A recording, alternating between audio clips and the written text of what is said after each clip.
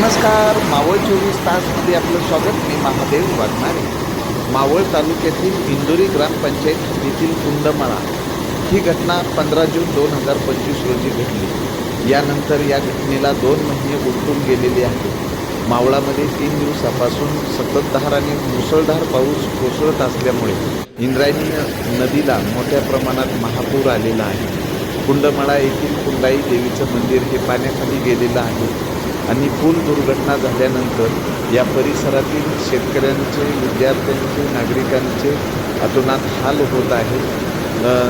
पुलावरनं जवळचा मार्ग होता, पण पूल कोसळल्यानंतर त्यांना या ठिकाणी येण्या जाण्यासाठी काहीच पर्याय उरलेला नाही आहे. तर हा पूल होण्यासंदर्भात राज्याचे उपमुख्यमंत्री अजितदादा पवार यांनी भेट दिली होती. मावळचे आमदार सुनील शेळके यांनी पुलाला निधी मंजूर झाल्यासंदर्भात सांगितलेलं आहे. पण आता इंद्रायणी नदीला मोठ्या प्रमाणात हा महापूर आल्यामुळे परिसरातील पर्यटक महापूर पाहण्यासाठीही गर्दी करतात. 15 जून 2025 रोजी कुंडमळा पूल कोसळल्याची घटना घडून यामध्ये 4 जणांचा बळी गेला, तर 20 ते 25 जण वाहून गेले होते. या घटनेमुळं महाराष्ट्रामध्ये कुंडमळा हा चर्चेचा विषय झाला होता. या ठिकाणी सागर बेगडे यांनी आजचा हा व्हिडिओ मावळ 24 तासला दिलेला आहे. मोठ्या प्रमाणात नदी धोक्याची पातळी ओलांडून या ठिकाणी वाहत आहे. तर मावळ तालुक्यामध्ये मोठ्या प्रमाणात पर्यटक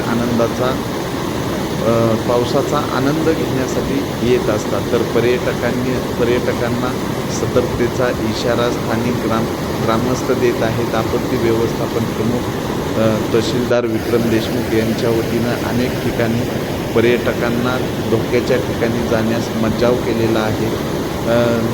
गेल्या वर्षी भोशी डॅम या ठिकाणी जी कुटुंब वाहून गेल्याची घटना घडली, त्यामध्ये 5 जणांचा बळी गेला होता. त्या धर्तीवर मावळ तालुक्यामध्ये मोठ्या प्रमाणात पाऊस कोसळत असल्यामुळे नागरिकांनी स्वतःची काळजी घेतली पाहिजे आणि धोकादायक ठिकाणी कोणी जाऊ नये अशा सूचना देण्यात आलेल्या आहेत.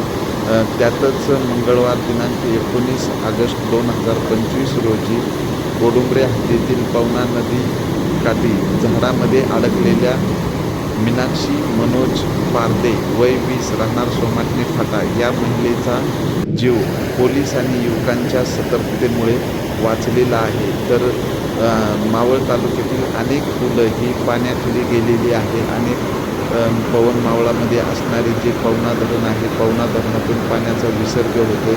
मावळ तालुक्यामधल्या पवना इंद्रायणी नदीकाठच्या ग्रामस्थांना सतर्कतेचा इशारा देण्यात आलेला आहे. धन्यवाद.